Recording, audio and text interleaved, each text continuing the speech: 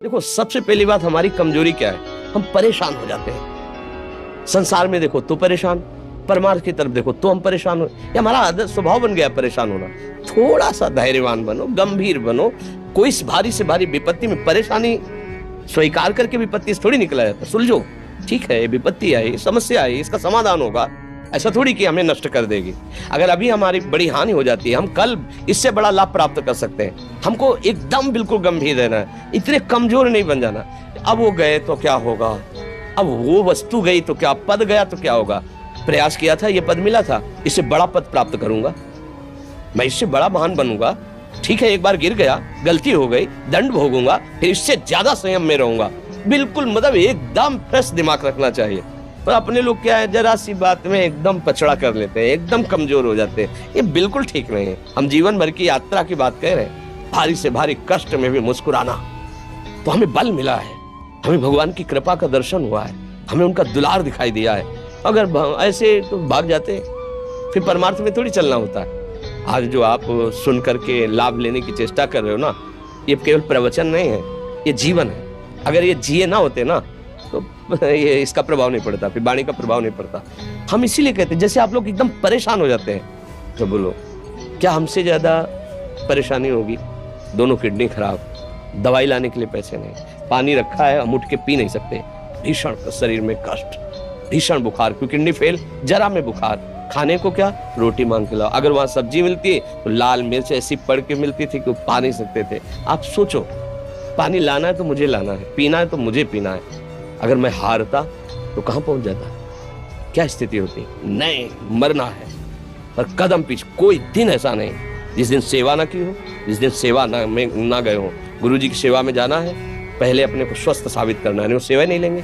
तुम बीमार हो, तुम कष्ट में, वैसे उनकी दृष्टि बड़े शांत है। सेवा की, आके लेट गए, फिर हिम्मत की, अपनी श्री जी की सेवा की, मधुकरी नहीं गए, 3-3, 4-4 दिन भोजन नहीं गए, पर सेवा नहीं छोड़ा, दिनचर्या नहीं छोड़ी। और उसका प्रधान कारण संयम, ब्रह्मचर्य, भगवत आश्रय, नाम जप, कभी हारने नहीं दिया। अभी भी थोड़ी देर बाद डायलिसिस शुरू होगा, हारने, आपको हारे हुए नजर आ रहे हैं। शरीर में पीड़ा है, किडनी फेल है, ऐसा तो हम स्वस्थ बैठे हैं, पीड़ा है, बार बार प्यास लगती है, थोड़ा थोड़ा पानी मिलता है, लेकिन हम आनंदित हैं, हम प्रसन्न हैं। हम लड़ाई में हारे नहीं हैं, ना हारेंगे, हम जीत चुके हैं। हम अपने मालिक के भरोसे में अपना संपाद, तो वो ये हम अपनी बड़ाई नहीं बता रहे, हम आपको बता रहे समस्या। सोचो, तुम्हारे पास तो माँ है, भाई है, बहन है, परिवार है, कोई ना कोई तो है ना। मेरा किसी ने कभी जीवन में ध्यान भी नहीं दिया। क्यों? बचपन से बाबा जी बन गए, किसी से प्यार नहीं, किसी से संबंध नहीं, कोई जानकारी नहीं, हम कहाँ हैं, वो कहाँ है, किसी से कोई मतलब नहीं। अच्छा, जवान साधु कौन श्रद्धा करे? कभी गांव जाने की हिम्मत नहीं पड़ती कि रोटी मांग ले, पता नहीं लोग क्या सोचेंगे, क्या भावना कर ले। हम दरवाजे पे खड़े हैं, क्या कैसी भाव, जो हमारे सामने आकाश वृत्ति से आया यौवन अवस्था में, वही पाया, अन्यथा भूखे रह गए। जब हम हर समय अपने को विवेक के द्वारा सावधान रखे तो हम कभी निराश नहीं हुए, कभी उदास नहीं हुए, कभी ऐसा नहीं लगा कि यार हम दुखी, कभी नहीं लगा। उसी का फल है कि उस सुख का संकेत मिल गया जहां दुख की निशानी भी नहीं। वही उसी के बच्चे हो, हम सब उसी धातु से बने हुए हैं। हम इतना क्यों परेशान हो जाते हैं? हम ये देखते हैं अपने लोग, थोड़ी बात बिगड़ गई परेशान, नहीं बिगड़ी तो बिगड़ जाने की संभावना में परेशान है। आज सुख है, लेकिन कल सुख छिन जाएगा तो हम आज के सुख में सुखी ना होकर कल के दुख के आने की संभावना में हम भयभीत हो। मतलब क्या हमारी सोच रह गई? हमको इतना बलवान बनना है कि सुख और दुख दोनों हमको छू न सके। भारी से भारी सुख की व्यवस्था है तो अहंकार नहीं, हर्षित होकर किसी का अपमान न करे कि हम धनी, हम पदाधिकारी, अमुक। भारी से भारी दुख आया तो हमें किसी के सहयोग की जरूरत नहीं, हम फिर अपने कदम बढ़ाएंगे, हम फिर जुड़ी हुई अपनी भावनाओं को सजाएंगे। मस्त जीवन एकदम। तुम अविनाशी के बच्चे हो। शेर का बच्चा भेड़ों के बीच में फंसकर म्यों म्यों बोल रहा है, बस अगर दहाड़ना सीख जाए तो कोई भी उसे परास्त नहीं कर सकता। ऐसे भगवद अंश, तू प्रपंच में फंसकर अपने को इतना दीन क्यों देख रहा है? तू ऐसा है कि भगवान के दिव्यास्त्र में भी ताकत नहीं तेरे को मार सके। तू अविनाशी का अविनाशी बच्चा है, विनाशी भोगों को, विनाशी शरीर को मैं मान के इतना भयभीत, इतना दुख, ठीक नहीं।